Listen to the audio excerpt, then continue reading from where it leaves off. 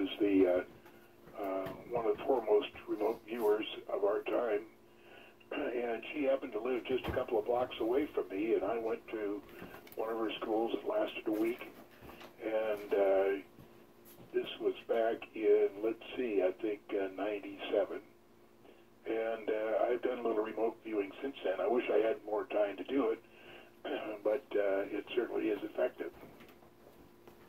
And it's just funny how we have all this technology now, and instead of using it for good, the first thing we're going to use remote viewing is for military application. Instead of using it for perhaps to see the future, maybe a new vaccine or maybe a new way of constructing an engine, or perhaps even a new way to maybe get a real spaceship on planet Earth.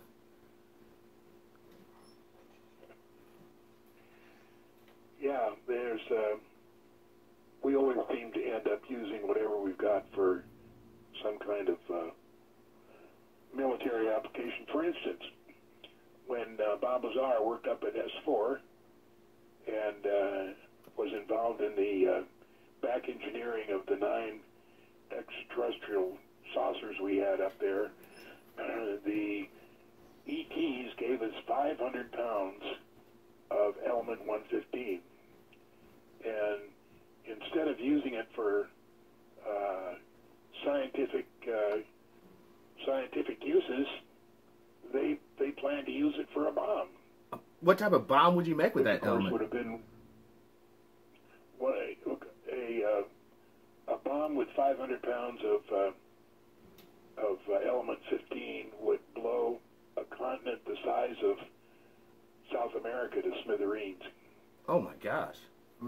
One bomb.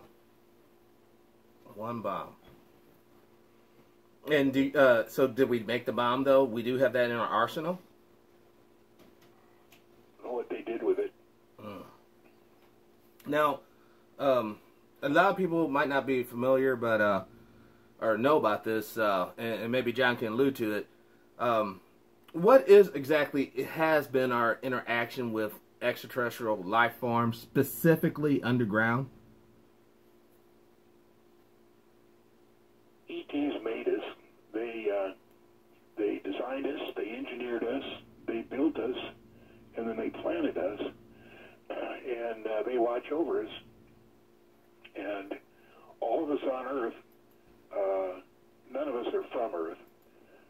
We've all lived hundreds of lives before this one.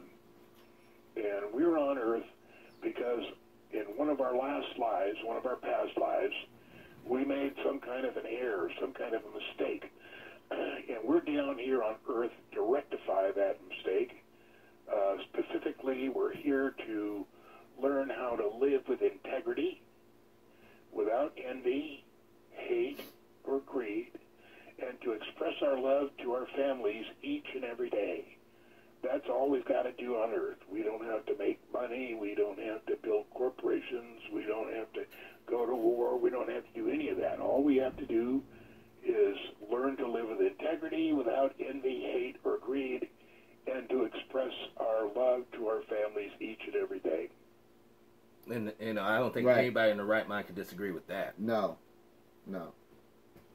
So how much of an influence, was it, a little bit of your background, you've been a pilot for a number of years. Could you, share with us the freedom that you felt the first time you jumped in that cockpit solo and took off in a jet? Well, the first time I soloed was in a Piper Tri-Pacer, and that was when I was 16. And I just fell in love with flying, and that's what I did all my life. I was 38 years a commercial pilot. I worked for many different airlines and flew many different places, and it was a lot of fun. But I retired at age 60, which was the mandatory retirement age, in 2001, and since then I've just been retired. Just hanging out, enjoying life, doing a lot of research too. Yeah, I found Facebook here a couple years ago, and I enjoy posting on Facebook. As a matter of fact, what I've done on my Facebook page is 65 years old, and I don't know how much longer I have, but I'm posting all of the secrets that I know about on my Facebook page. One of them that I posted a couple of months ago was at the Nevada test site. There's the Tonopah Test Range and Groom Lake that everybody knows about. But in between those two places is a secret base called Sandia.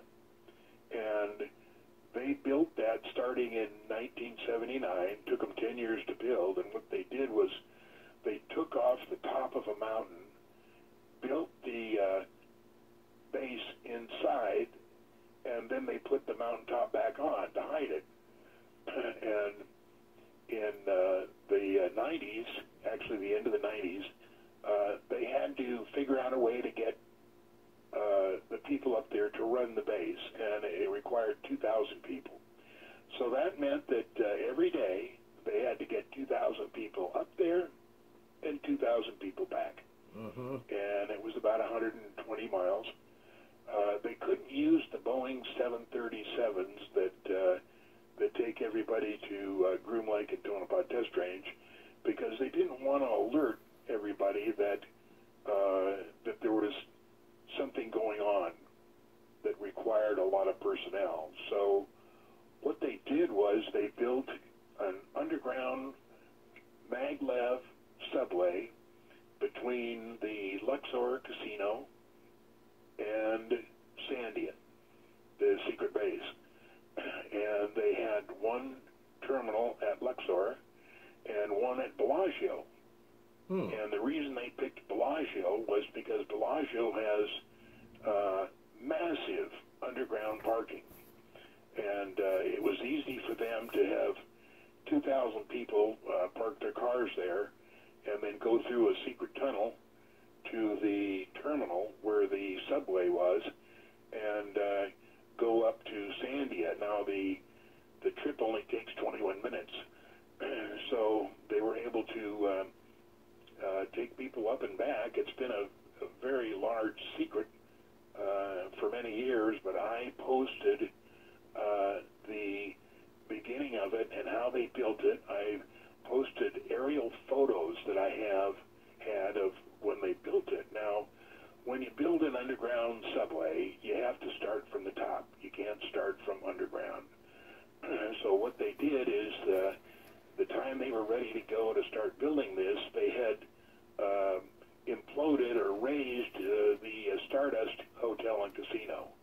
And there was 74 acres of just barren land. So they took that barren land and they built a fake casino called Echelon.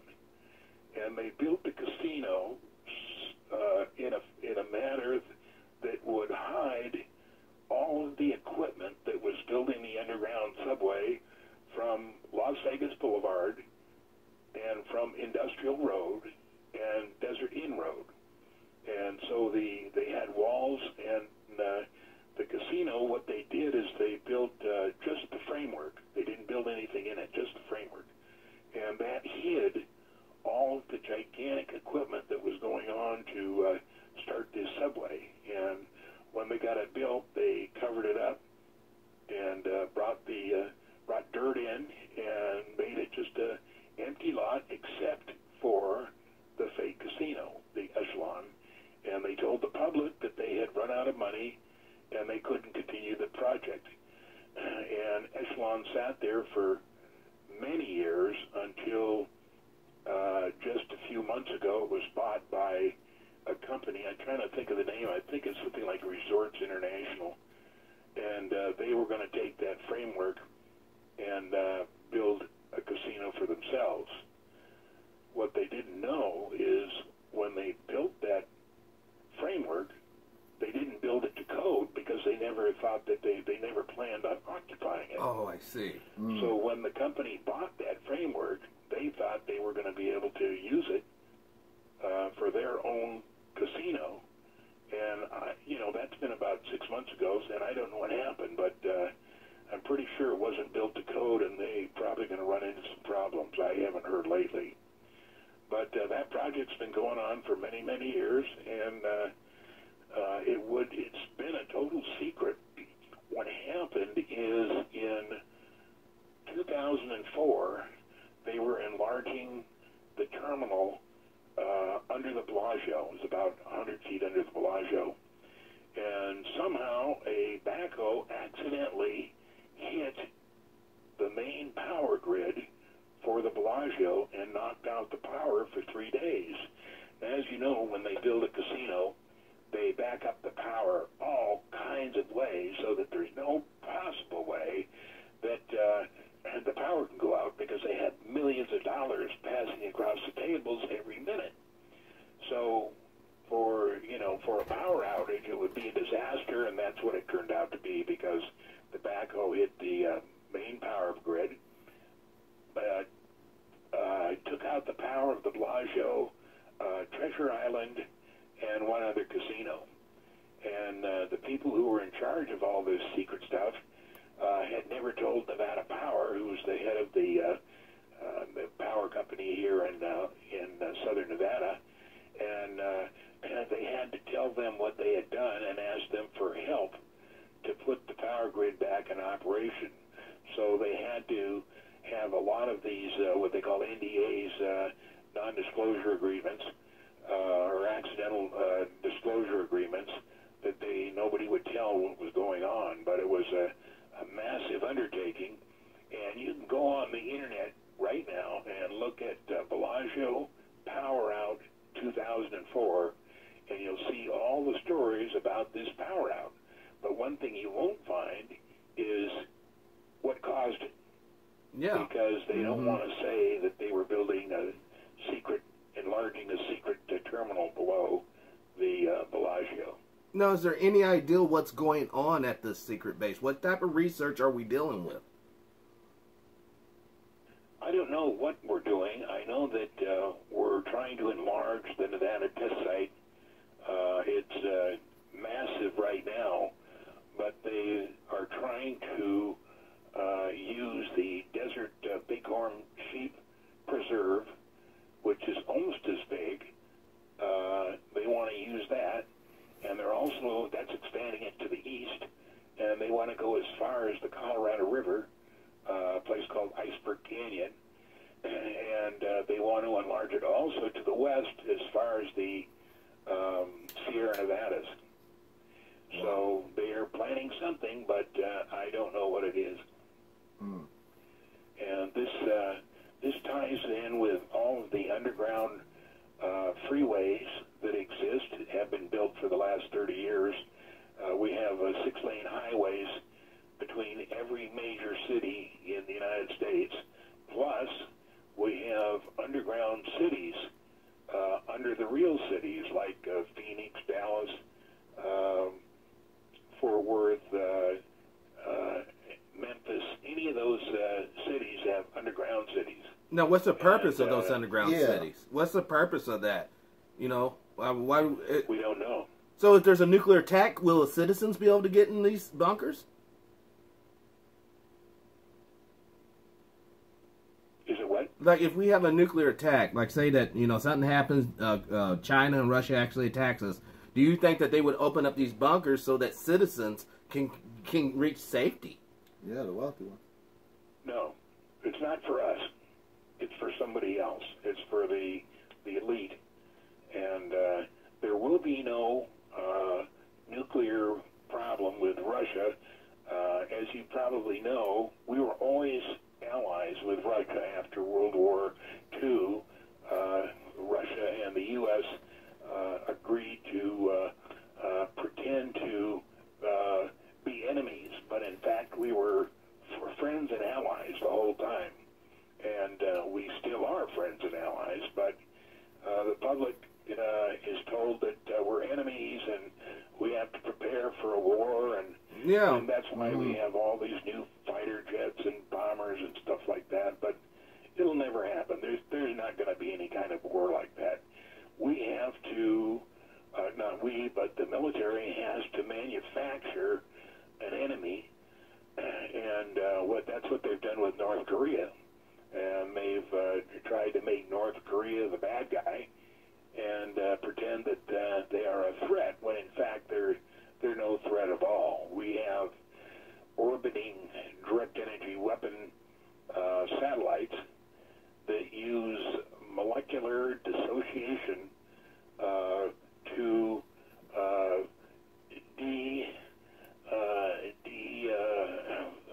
disintegrate buildings, and that's what they used for buildings 1, 2, and 7 during 9/11. Those buildings were destroyed by direct energy weapons that are orbiting in space. Wow. And those direct energy weapons used molecular dissociation, which unbinds the molecular cohesiveness of molecules, of atoms. And that's why when the 9/11 was complete, there was very little debris there. It was all gone. It disintegrated. And what the weapons do is they disintegrate 980,000 tons of steel and concrete into dust that's 80 microns in diameter. That was what all that black dust was floating down the streets of Manhattan. Was just the dust of the disintegrated concrete and steel. And people say, no, they used thermite, demolition. Now, do they? I say no, that can't be demolition, controlled demolition, because when you use controlled demolition, there's always 13% of the building remaining. In other words, it collapses onto itself, and there's about 13% remaining. And in the case of 9/11, there wasn't even 1% remaining. There was nothing there because it had all been disintegrated. Now, one of the problems the perpetrators had was because they didn't realize that this was the first time they used the weapon at full power. And what they didn't realize is the action or the results of using this molecular dissociation. It was non-self-quenching. In other words, when they let the trigger go and stopped the action didn't stop. It kept going. And the way they found that out is because when they started to rebuild Building 6, which is the Deutsche Bank, they no sooner got the concrete and steel into place, and it would start to disintegrate. So what they had to do was take the footprint of Buildings 1 and 2, and they made it a reflecting pool, and they said it was in honor of those people killed during 9/11. They sure did. It's to cover up their tracks. It was to cover up the non-self-quenching action of their weapon, and those reflecting pools are there today, and they're refilled 24/7 by gigantic water pumps that keep the water there, keep the water in there. Now, do they plan on using these weapons again, or have they used these weapons again somewhere else on this globe?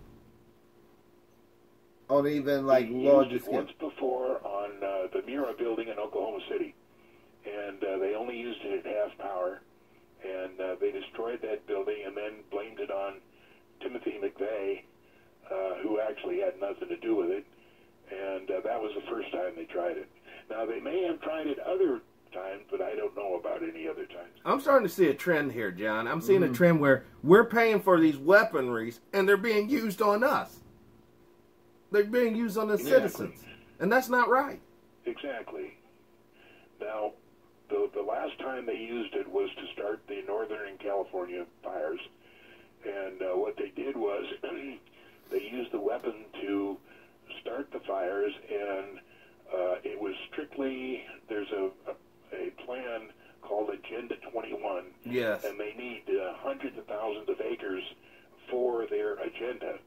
And so what they did is they burned down hundreds of thousands of homes and then declared it as a fire hazard so that nobody else could build there, and then they're building their own buildings right there. Now, what the plan is for Agenda 21, I'm not sure, but that's what it was for, and that's what those Northern California California fires were about. Now, the fires in Southern California, we're still trying to find out what those were set for, but those were definitely set by the direct energy weapons that are orbiting in space. Now, if you want to see what those direct energy weapons look like, just go to YouTube and type in John Walson, Johnwalson,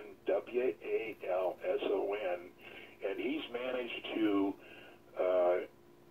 fix his telescope that it can track these weapons, and he has fantastic pictures of these things orbiting. I mean, they're fantastic pieces of machinery, and he's been able to photograph them, and they're on YouTube right now. Now, does China have this technology? It's on YouTube.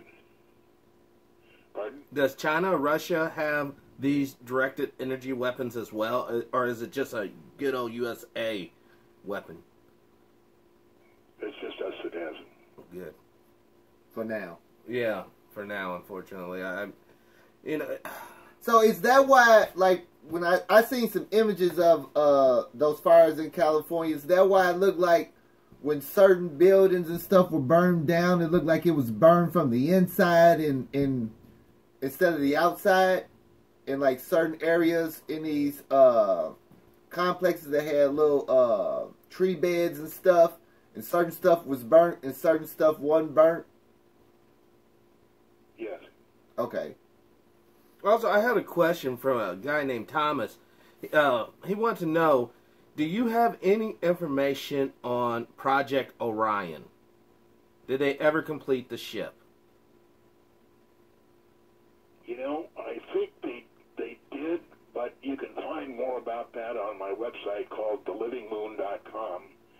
And my partner, my associate for thelivingmoon.com is Ron Schmidt, and I think that he traced Project Orion and has done a lot of work on it. Now, I haven't found it myself, but if you go to thelivingmoon.com, you'll find as much as we have found out about it. Okay, well, could you just share just a little bit about Project Orion that you know, with especially like a lot of people that's listening to the show, they don't have any idea what Project Orion is. I think it was a project to go to the moon, and I think it started in the 60s, and it came, I think, in 4 different phases. But, you know, I really don't know that much about it. It wasn't my area of expertise.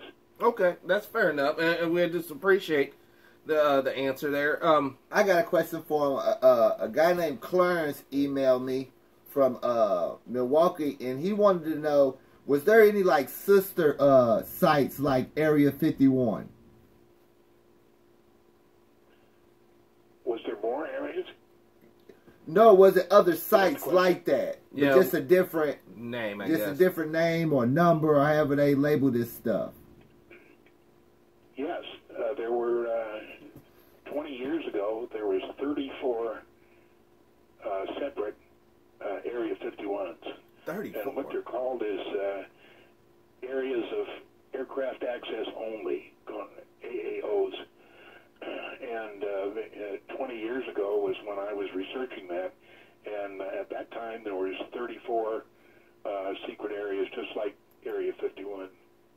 Now, does the Navy have an equivalent, like where they would actually have like maybe a submarine base somewhere, and maybe submarines instead of aircraft carrier or airplanes or jets enter that area? Yes, the 15 western states of the United States float on a plate, and this plate floats on the Pacific Ocean. And the Navy has 2 or 3 entrances that they can get to the Pacific Ocean that underlies the 15 western states, and they can take their nuclear subs under there and go anywhere they want in those 15 western states. Now, the main place they wanted to go to was Hawthorne, Nevada. Now, I used to drive to Reno a lot because my folks lived up there, and halfway between Las Vegas and Reno, there's a very small town called Hawthorne.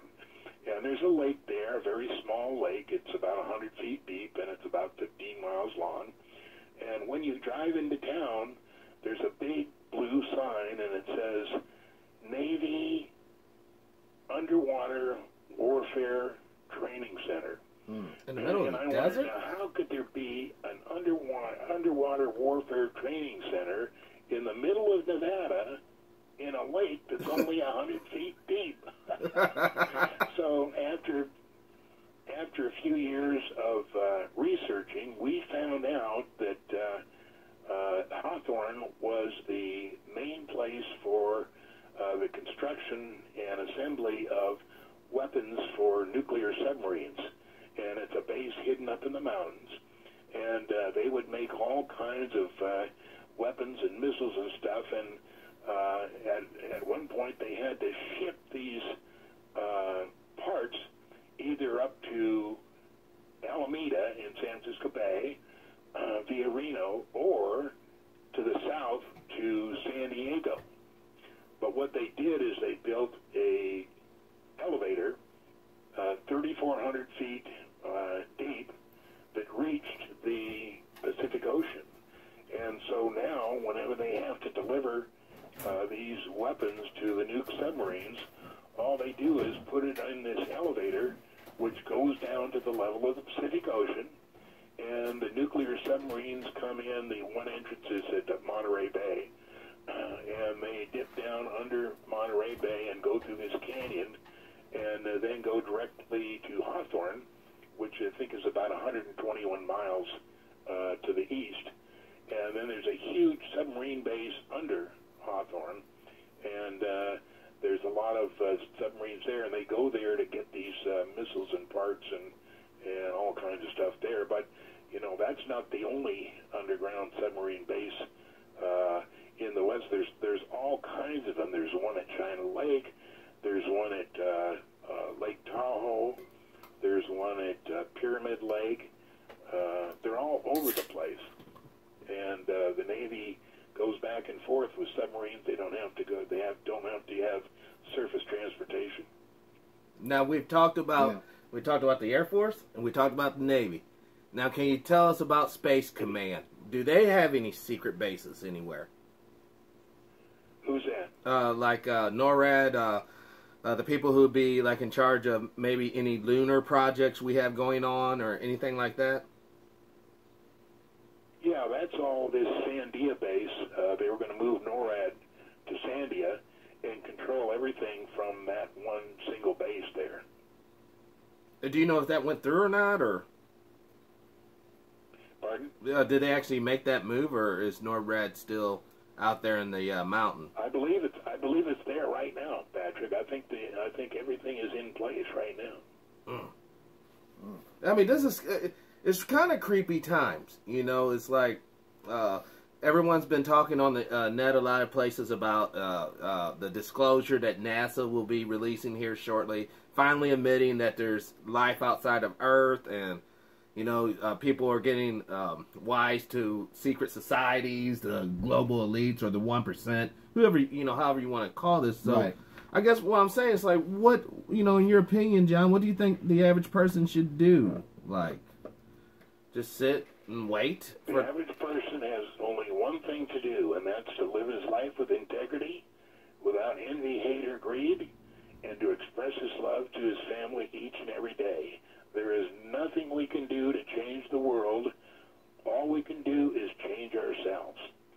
And there's all kinds of things that we could be worried about, but we don't have to worry. We just have to live our life with integrity. Now, one of the interesting things that's happened in the past few months is there's a guy named Bruce Swartz who has modified his 12-inch telescope to be able to cut through the hologram that covers the moon. When we look at the moon, we see craters and just a gray area. Right. But there's actually 3 billion humans living up there, not from Earth, but from someplace else. 3 billion humans living up there, and they have huge factories and industrial areas. And what Bruce has figured out was how to penetrate the hologram that covers the moon. And if you go to YouTube and just type in Bruce Sees All, that's BRUCE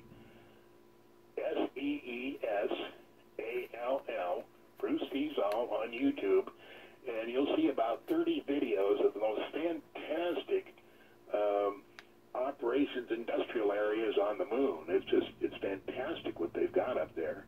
And Bruce was able to figure out how to penetrate that hologram that covers the moon so that we can see what's going on up there. So what about these people? Do they mean us harm? Sorry. The people on the moon, do they mean us harm, or you know, you said that they're not basically related to us, you know, like in some sort of family situation. So why, you know, what's their deal? And why the government is not making the people aware of this stuff? Yeah. The government doesn't want to tell us anything.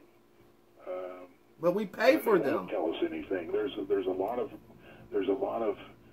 discussion about disclosure, but there will never, ever be any disclosure of any importance. See, but that's not right, John. That's that. You know, if I paid your salary, I paid for all your research, I paid for all your little bases, all your little gimmicks and tools, and you're not going to share that information with me? Right.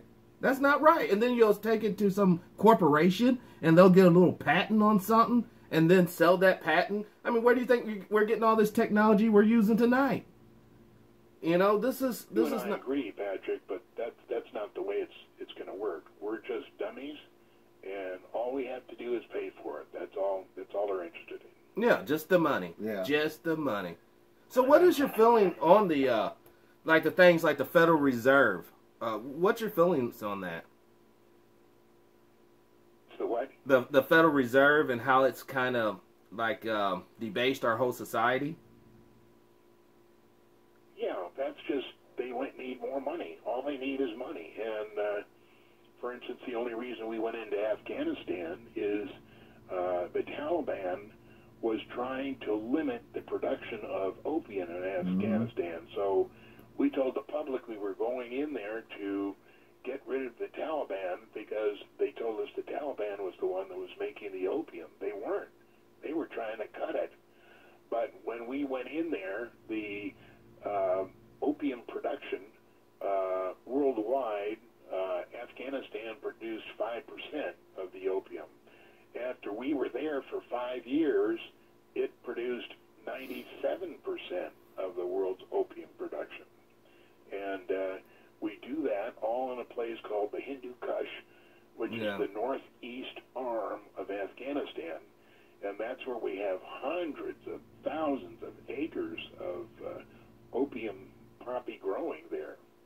And I have a friend of mine that flies B-1s, and I was telling him this, and he says, "Oh, well, that explains it." And I said, "Explains what?" He says, "That whole Hindu Kush there is a no-fly area. We're not allowed to go in there, and we're not allowed to bomb." And he said, "We can look down and see hundreds of thousands of acres of opium, and we couldn't figure out why we weren't bombing it." And I just told him that's because ours. Wow. That's how we make our black budget money. Yes, we talked about that. Remember the good old days of Reagan when they had that trial, the Iran-Contra affair, and they basically determined that as long as they were using tax dollars, then Congress could say, "Hey, what are you guys doing? Give us your information." They had to do it. And how did we get around that? By selling drugs and doing illegal activity to fund black ops programs, which is so wrong. So wrong. I have no problem giving my tax dollars to the CIA or the spook community to actually protect us in a covert, clandestine way.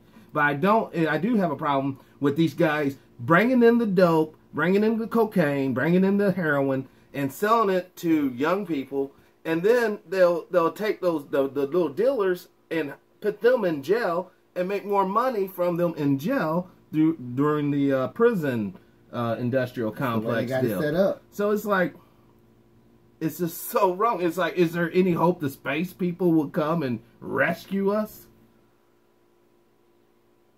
No hope. We can't change anything. All we can do is change ourselves, and not to be repetitive, but we just have to learn how to live with integrity without envy, hate, and greed. Because what happens is when we pass away, when we die, when we're done with this life, we go to the fourth dimension, and we're met by whoever you believe in. If you believe in God, if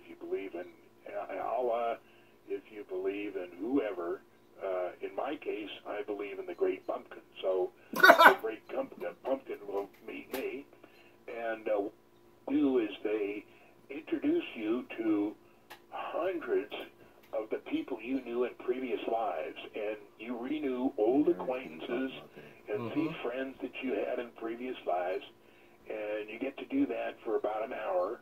And then after that, you go into a room for a life review. And what they show you is your entire life in three-dimensional, high-dimensional, HD color and sound of everything you ever did in your life. And they show you all the wonderful and loving things you did in your life. And then they show you all the nasty things you did and things that you think are so secret that nobody in the world knows. And there it is, projected in front of you in living color. And at the end of this display, somebody makes a decision, and I don't know who makes the decision.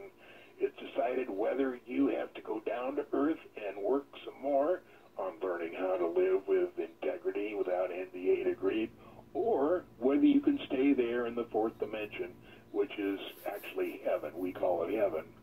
But if you have a concept of heaven, what you think it's life, just multiply that exponentially by 1,000, and that's how wonderful it is. It's just impossible to describe how fantastic it is. Now, if you remember when Steve Jobs died here about a year ago, he was in his bed, and his family was surrounding around him, and he only had about a minute to live. They were watching his blood pressure and his pulse and heart rate and everything, and about 10 seconds before he actually passed away, he goes, "Oh, wow. Oh, wow. Oh, wow." And what he was seeing was the entrance lobby to where we go when we die. It's so fantastic, so beautiful, that he was telling us, "Oh, wow." And so that's the first time I ever heard of that happening. Wow. I mean, so what you're really saying is right now we're basically all in a computer simulation. Pretty much the Matrix. Matrix. It's a simulator. It's all nothing but a huge hologram. But my whole question to that is like, then isn't this life somewhat unnecessary? Then isn't this whole experience so unnecessary if it really doesn't matter at the end? Because if whoever created us, if they want to make us perfect, obviously they made somebody perfect before us. Couldn't they just use that template, encode it on us? Boom, bada bing, we're good to go. We don't have to go through all this strife, misery, hatred, racism, sexism, homophobia, all this ism, and all this stuff. Couldn't we just bypass all that and just go right and stay in the fourth dimension? No, because when we're born, many, many hundreds of thousands of years ago, we're given a soul. And that soul has to be educated. And it has to be educated over the hundreds of lives that we make. And it has to learn how to live with love, with integrity, without envy, hate, or greed. And it takes a long time. And sometimes people don't absorb the good things. Sometimes they go into the bad things. And we have to keep repeating that until we learn how to do it correctly. And that's what we're doing here on Earth. So there's basically kind of like no end to this Earth as long as there's a soul in need of learning. Right. There's no end to it, and people who think they can beg for everlasting life or pay some money for everlasting life or pray for everlasting life, you already have everlasting life. You had it when it was beginning. It goes on forever. There is no end to it. You already have it. Well, you're not going to make very many friends. No, you're not going to make very many friends with that type of rhetoric, buddy. Now the preacher man's going to come down. What's this John talking about? You don't got to pay your tithes. And the father at the Catholic Church is going to be, what's he talking about? You don't got to come to me for absolution. You're making some enemies up in here. No, you've already got it. You don't have to pray for it. That is the truth. That is the plain out truth. And that's why people love our show. Because we cut through all the nonsense. Have you ever heard of the Youre Academy of Science? So? The Youre Academy of Science is out of El Cajon, California. John, a lot of the things that you were saying, they were saying. We had them on the show a couple months back, and they were saying a lot of the stuff you were saying right now. Yeah, that's the first thing that popped in my mind when you started talking about that. Yeah, they were like, it's like your philosophies are like right in sync with the Unarius Academy of Science. To an extent. To an extent, you know. Because, now, do you have any knowledge on, like, the Palladians or the different extraterrestrial races? Like, I believe there's 7 of them, going from lizards to kind of humanoids to, like, basically monsters. Yeah, there's trillions upon trillions upon trillions of different ETs out there. The Palladians are one of them. They were the ones that got a hold of or took Billy Myers on a couple of the trips. A lot of people think that the Billy Myers case was a hoax. It wasn't. It was real. But what the government didn't want is Billy Myers had such clear photographs. They couldn't stand that, so they did whatever they could to discredit Billy. But he was on the level. He was the real thing. Now, will you share with the folks who Billy Myers was? Yeah. Could you share with the folks who Billy was approached by the Pleiadians. Okay. And could you tell the people a little bit what he did? Like, why were they trying to discredit him? They were trying to discredit him because he had photos of their flying saucers that were absolutely perfectly clear. And they had him in his front yard. He also had 8mm film of them flying around his front yard. And he had stories about being taken to different universes and shown a lot of different stuff. And the government just couldn't stand this. They had to wipe him out, or they had to discredit him. And a lot of people still believe that the Billy Myers case was a hoax, and it wasn't. It was the real thing. Now, do you think that's why they, you know, like, you take like the South Park people, right?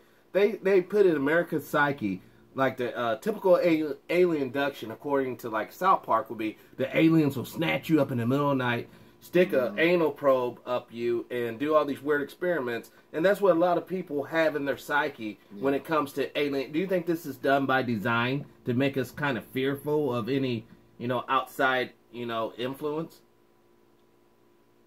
No, the people that made us, the ETs that made us, they abduct each and every one of us during our lives, maybe 10 or 15 times. The stories that the people hear about the anal probes, those are not true memories. Those are flash memories.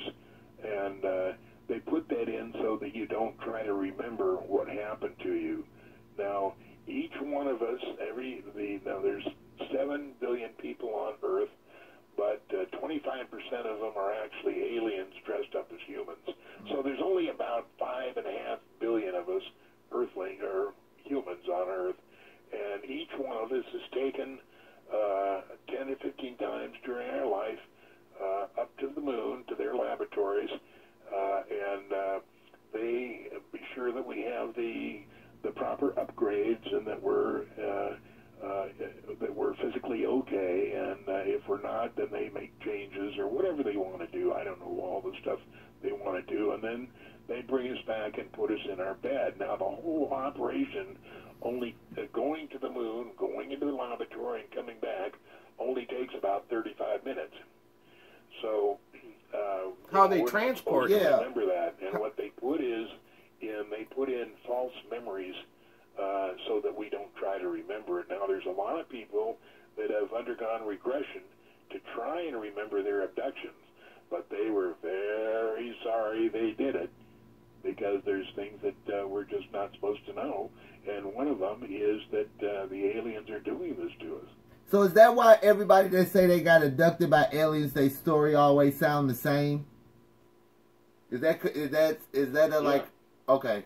Now, I also heard that there's a war going on in heaven, or I say heavens, but when I say heavens, I mean the cosmic third-dimensional plane that we physically observe with our telescopes and instruments. But there's let's just say, not so much a galactic, because it's bigger than our galaxy, but there's a war going on with the ETs right now. between the different aliens that are around Earth, and they actually provoke our wars, the humans' wars, to cover up their wars. But their wars are always going on all the time. Now, there's good aliens and bad aliens, and aliens that are just neutral. Mm-hmm. But there's so many of them you couldn't even begin to count. There's so many universes you couldn't begin to count. Now, we hear a lot about the Big Bang. There was no Big Bang. The universe has been here forever. There was no beginning, and there will be no end. And that's hard to wrap my mind around.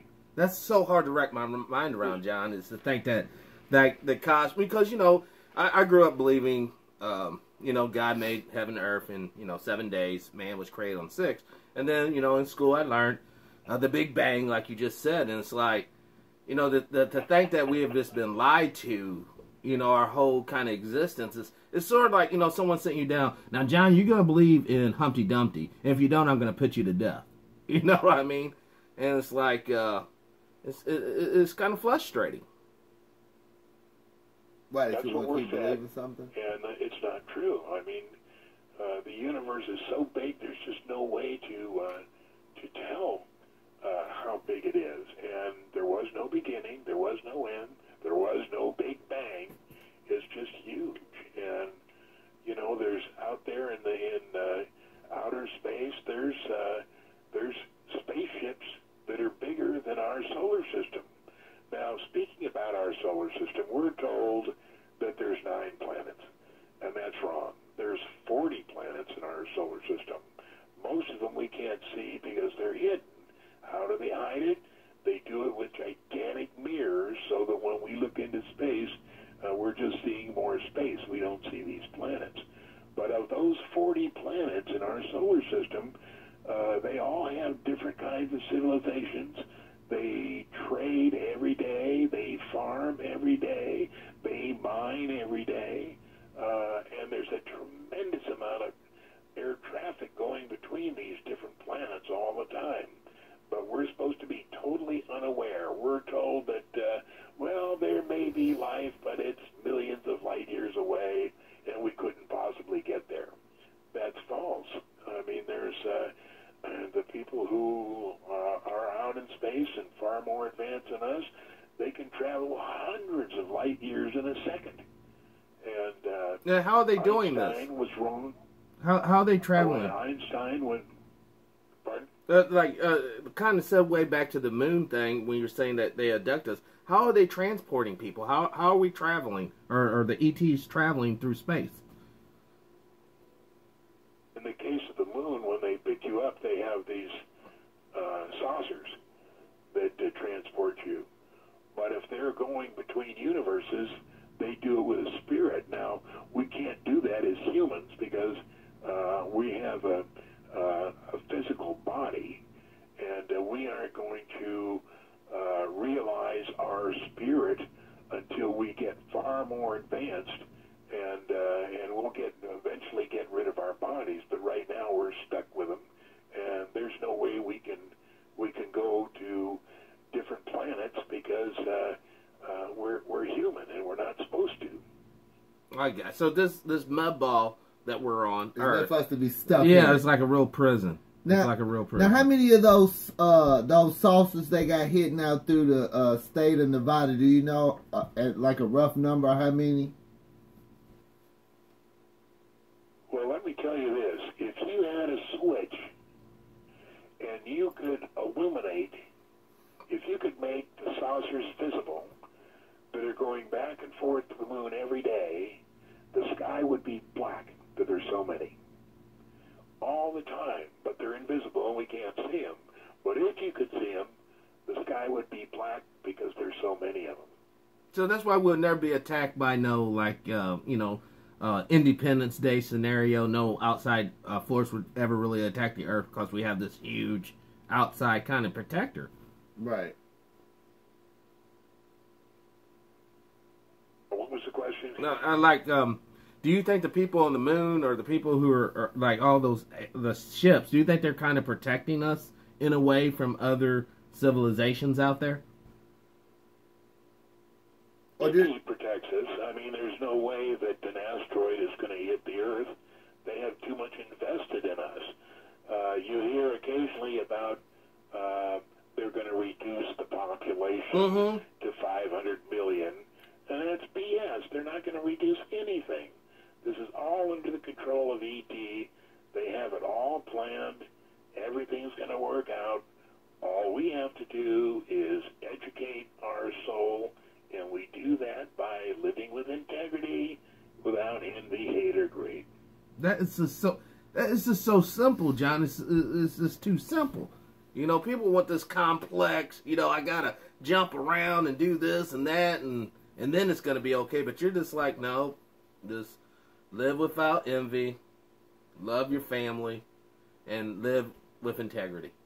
That's so simple. So it's pretty. So you saying the only way we can Pretty simple. So you saying the only way we can like travel to these other planets is got to be like your soul, like spirit form, right? Astral projection. Astral projection. That's the way to do it. Or so is that reason why some people can remote view and other people can't? Like the AETs basically upgraded certain people to be more, I guess, psychically in tune than others? Yeah, we're all developing at a different rate. Nobody's doing it the same. I was educated in remote viewing by Angela Thompson, and I went through the Intervision course. It was a week course, and learned how to do it. And the reason I wanted to do it is to see if a dummy like me could do it, and you can. I was the star of the class, and I had no idea that I had this ability. But it's kind of fun when you work on it. I just don't have that much time anymore to practice it. Well, I heard that a lot of the times the reason why we lose kind of out on our spiritual side is because of all the fluoride in our water, all the chemicals in the food, rather. It's basically building up calcium in our pineal gland, which is basically our stargate to the spiritual realm, correct? Now, what does that say that again? I heard that basically the water that we drink with the fluoride in it, the food that we eat with all the chemicals in it, these are making molecular changes in our brains that are separating the body that we're in from the spirit that controls the body. Oh, you don't have to worry about that. Okay, so our soul is impervious to anything like that. It goes on, it lives. All we have to do is educate it. So there's no particular diet someone needs to eat, or there's no like drinking fluorinated water is not bad for you? That's all baloney. Oh, okay. I mean, I just because you know where that's coming from, the Alex Jones, Right. mantra, the fluoride water is taking the emergency transmission, blah blah blah, and all that's just a scare tactic to keep us in an envious state, to keep us not living with integrity, and certainly not loving. When you hear those stories like that, and also you hear about the Earth getting too hot or the Earth getting too cold, it's baloney. I mean, there's no possible way a civilization like ours could modify the temperature of the Earth. Now, we're told that the Earth is 5 billion years old. It's actually 14 billion years old. Wow. And there have been thousands of different civilizations on Earth that are far more advanced than we are. Now, the What happened? ETs run those civilizations. They let them advance to a certain point, and then they do something with them and start all over again. But on Earth, there's been thousands of different civilizations, and there's proof of that. The Smithsonian Institution has plenty of artifacts from millions of years ago about the advanced civilizations. There's a lot of that stuff in private collections, but they don't want us to know that. All they want us to know is we are the only ones. Yes. Well, so was it true that the ETs were working with the Nazis then in Germany, or is that just a bunch of malarkey too? The ET was working with Hitler. Yeah, is that true? Yeah, that was true. Well, why would they work with such a After monster? the war, when 3 months before the end of World War II, the Germans were working on an atomic bomb, as we were. Now, in our atomic bomb effort at Los Alamos, New Mexico, we were able to construct everything in the bomb, the nuclear trigger, all the innards and everything, except we could not make the plutonium. Now, Germany was able to make the plutonium, but they couldn't make anything else. They couldn't make the trigger, they couldn't make the innards or anything like that. So 3 months before the end of the war, Germany came over, high-level Nazis came over to the U.S., and they made a deal, and they said, we'll give you the plutonium to finish your bomb so you can bomb Japan, and all we ask is at the end of the war, you let 4,000 of our Nazi SS troops into the United States, no question asked, and give them full citizenship. And we agreed, and that was called Project Paperclip. Yes. And it was run by John Foster Dulles, who was the Secretary of State, his brother Alan Dulles, who was head of the CIA, and their sister Eleanor Dulles, who was head of the U.S. Berlin desk in Germany. And between the three of them, they're the ones that let the 4,000 Nazi SS in the United States after the war, and they quickly infiltrated NASA, which has always been run by the Germans. They infiltrated the Bell helicopter. They infiltrated a lot of businesses, and Hitler went to Antarctica. He lived there for a while, been to Argentina, and he died in the United States in 1968 in a hospital. I don't know where it was, but he lived up until about 1968. Oh my God! Can I ask you a question? There was a movie that was called "The Boys from Brazil." It was basically about when Dr. Joseph Mengele went to, I think, Argentina, and basically after the war, they had perfected intravenous fertilization, and basically they cloned Hitler. Do you think there was any truth to that? Were there any Nazis' advances in genetic cloning? Absolutely, and we even carried that on after the war. As a matter of fact, in Saudi Arabia is where we have gigantic clone factories. We make clones. They're called super soldiers. And I don't know what they're going to do with them, but I know they're there. Whoa, hold on. What year did... Hold on. Talk about this Saudi Arabia clone factory. When did this come about? Well, in 1980... let's see, I'm trying to think, when I lived in Cairo for 2 years, and I was good friends with Salam bin Laden. Salam was Osama's half-brother, and between them, their company, bin Laden, ran 80% of the construction projects in Saudi Arabia. I had a friend, his name was Cecil McMahons, and he used to work at Area 51 on the Blackbird program. And after that finished, he went to work for Salam and was his right-hand man. And when I lived in Cairo, we would always have dinner together, me, Salam bin Laden, and Cecil McMahons. And then when I came back to the U.S. in 1980, 81, Cecil still worked over there, and he would work for like a couple of months and then come back for 3 weeks off. And he would come over to the house and tell me what was going on. He'd tell me about these fantastic projects. And one day, this was in 1982, he said, we're sitting there at my bar at my house, and he says, what do you know about clones? And I said, I don't know anything about clones. He said, I'm telling you, John, it's all true. It goes on. If you could just be a mouse in my pocket, you would see the most fantastic things you could ever imagine about all the different super soldiers they make and all the different people they have there in the middle of Saudi Arabia. Now, with all the information and knowledge you have obtained, how often do the U.S. government mess with you? That's it. Did you ever find yourself the target of the U.S. government because of the knowledge that you have as far as secrets?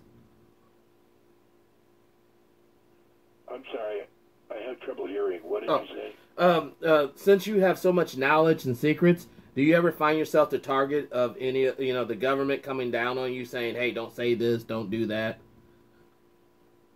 There is absolutely no explanation for why I am alive. None.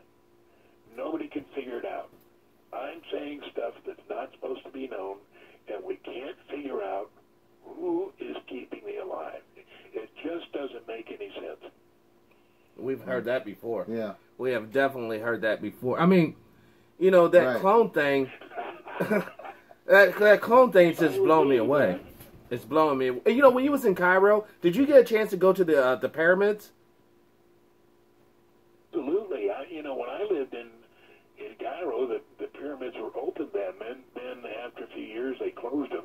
But now somebody tell me they're open again. But I used to hike all through those pyramids all the time. Now, did you have any like experiences there, spiritual experience, or did you see any? More importantly, any of their artwork that would show that they had advanced technology? No, I didn't. That was in the 80s. I didn't know anything then. Okay. I didn't get involved in conspiracy stuff until 1985, 1986. When I lived in Cairo, I knew absolutely nothing.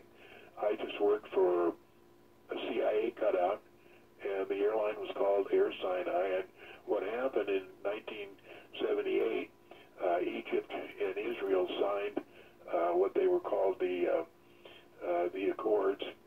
I forget what Cairo Accords or whatever. And in those accords, it was agreed that each country would fly into the other country 4 times a week for a passenger flight. So Israel didn't mind flying into Cairo. None of their pilots did. But you could not find an Egyptian that would fly into Tel Aviv. So the CIA made a company called Air Sinai. I was the chief pilot, and I did all the flying. And I would fly the 4 flights from Cairo into Tel Aviv, pretending I was Egyptian. Really? So you can speak a little Arabic then? Or Pardon? Can you speak Arabic or is that? I used to be able to speak a little bit, but I can't anymore. It's been 40 years, I guess, since then. But we did all kinds of things. You talk about the Reagan-Bush conspiracy. I was right in the middle of the October surprise, if you're old enough to remember that. The October surprise was that when President Reagan and Vice President hopeful Bush were running against what was his name? Mondale? Who was the president back then? Or Carter, Jimmy Carter. Yeah. Jimmy Carter and Gerald Ford. And so what we did, or what Reagan did, is in October of 1980, he sent Bush over to meet the Ayatollah Khomeini, and they said, look, if you delay the release of the hostages until we get elected, until Reagan and Bush get elected, we'll give you unlimited guns and ammunition for the rest of our administration. Wow. Yeah, the Ayatollah Khomeini agreed. And so if you remember, Reagan was elected because Carter couldn't free the hostages. Yes. And so one of the reasons I was in Cairo was to fly the unlimited guns and ammunition that that Reagan and Bush promised the Ayatollah. And it was being shipped through Spain into Tel Aviv, and my flights would, they never went on, but I was supposed to leave Tel Aviv, fly up to Turkey, turn right, fly down that corridor to Tehran, and deliver the goods into Tehran. Well, what happened is the very first flight, instead of sending my 707, they sent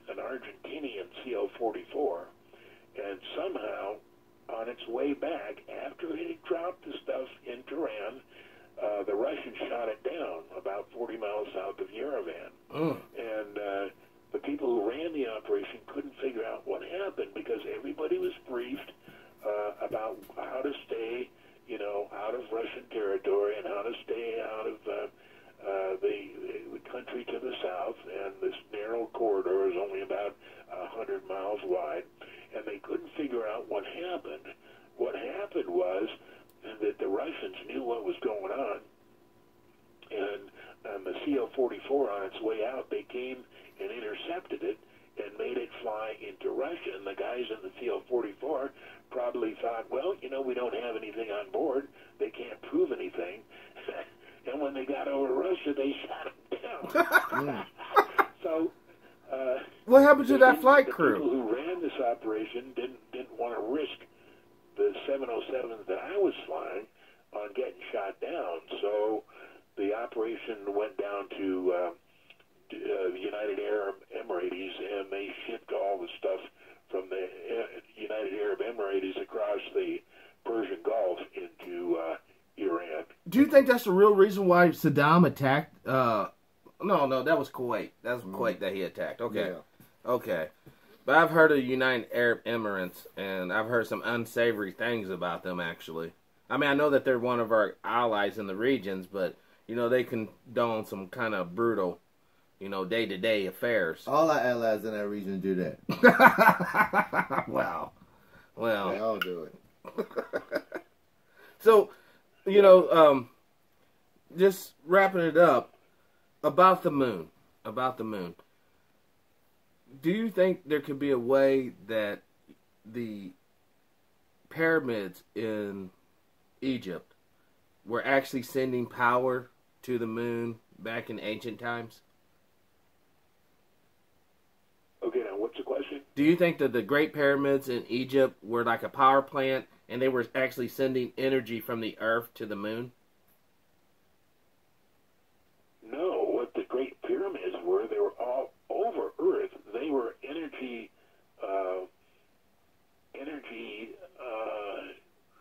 modules themselves. They were the transmitted the energy all around Earth, and that's why there's so many pyramids. But people don't know about them. There's pyramids all over the place.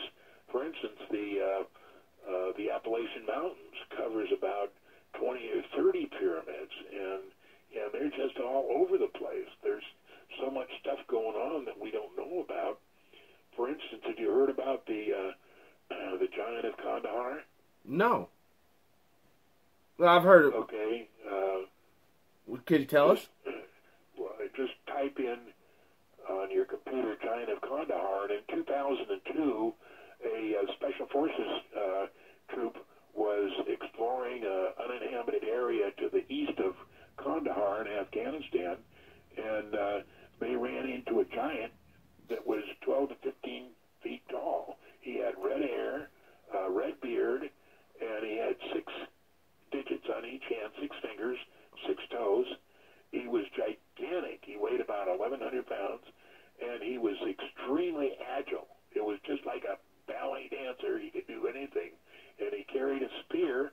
He came out of this cave, and he speared one of the Special Forces guys and held him up. And the rest of the guys started shooting. They were shooting into his body, and it didn't make any damage. So they started shooting at his face, and eventually they killed him. Oh. And he was, they called in a CH-47 helicopter, came in. It was a very mountainous area, so the helicopter couldn't land, so they dropped a net. And it took, 10 or 15 of the Special Forces guys to lift this giant and put him in this net. And they took him to Kandahar. Then he was transferred to a C-130, and they flew him to Germany. And then from there, they put him in another airplane, flew him to Wright-Patterson Air Force Base.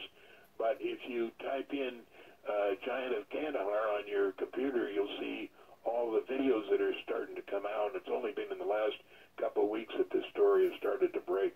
Now, why didn't they just take that thing, instead of sending them over there, send them right down there to that clone factory in Saudi Arabia, and then they can clone giant super soldiers? They probably did. I'm serious. I've heard the story about them going to Iraq, right? And apparently out there in the desert in Iraq, the actual tomb of Nimrod, who was a giant. They found it, and they took that body. They had to drain out the tomb, and they took the body, and they basically flew it to a base over here as well. So in other words, I guess my real question is, we're taking these giant bodies from all over the planet for what purpose, other than to harvest their DNA? No telling what they did, you know. That's crazy. They're not going to tell us peons, right? You know that's right. I mean, but they'll make you flip the bill. By the way, here's your check. All you got to do is pay for it. Yeah. Yeah. You know. All you got to do is pay for it. Just keep the money coming, and we'll keep the secrets from you. Yep, pretty much. You know, it's funny that you mentioned the CIA. We're actually working on getting a media officer from the CIA to come onto the show. So hopefully, you know, if you still have any buddies over there, you can call them up and give us a good word. Well,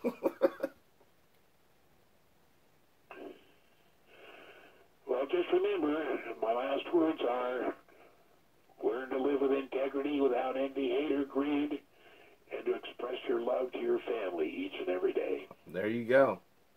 Well, thank you, John. Thank you, John. We appreciate John Lear. And, you know, hopefully we can have you on later on this year. Call me anytime. Well, thank you, John. I surely will. Appreciate it, folks. John Lear on. John Lear. All right.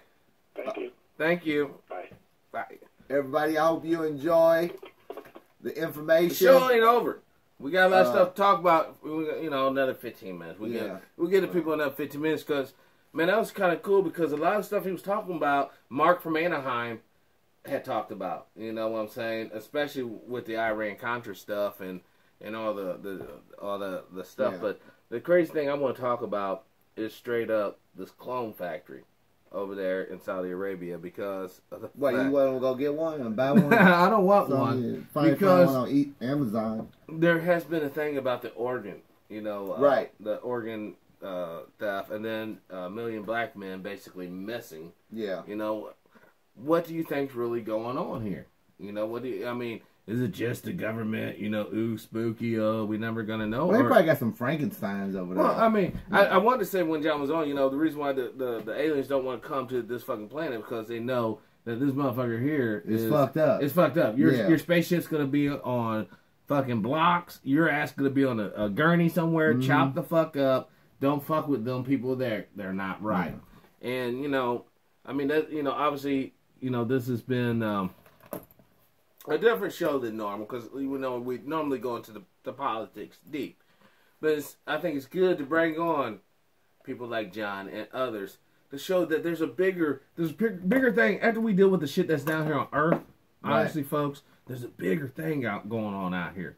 All right, this mud ball is precious and dear to us, no doubt, because without it we'll all be dead. Right. All right, but there's something else bigger going on. You know, and what he was talking about, yeah, as crazy as it sounds, you know, all these aliens and shit, it makes sense. Because on the real, you know, the government could try to keep shit as quiet as much, but they can't keep the sun away from us because the sun shines every fucking day. Right. They can't keep the motherfucking moon away from us because it shines every night. Well, if aliens can really freely come and go without some... Like, well, he said we all have probably getting, snatched up by an alien about 15 times. You know, and I'm telling you straight up. Just experience it one time. And tell them that, hey, man, don't send me back. Right. You know? I mean, if I'm coming back like this, you know. Don't send me back. Keep me. You know what I'm saying?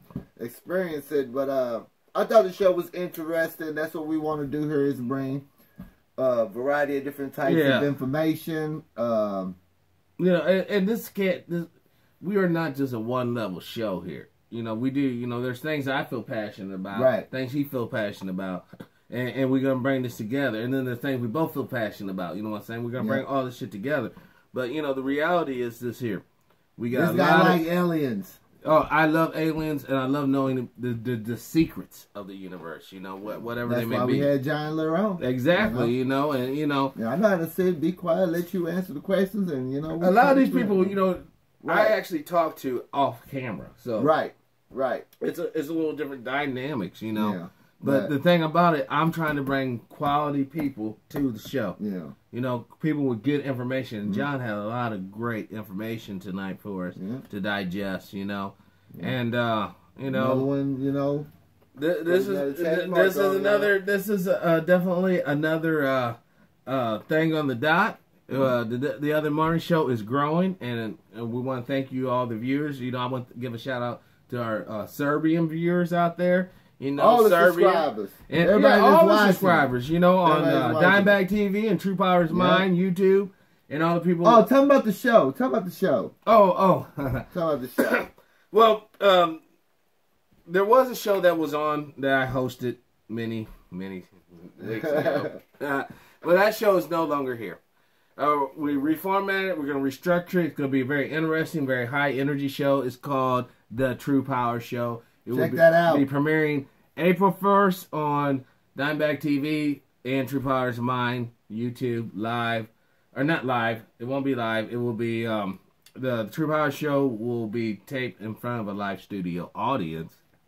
But we're gonna have some things in there that we can't do while we're live, so obviously it won't be live.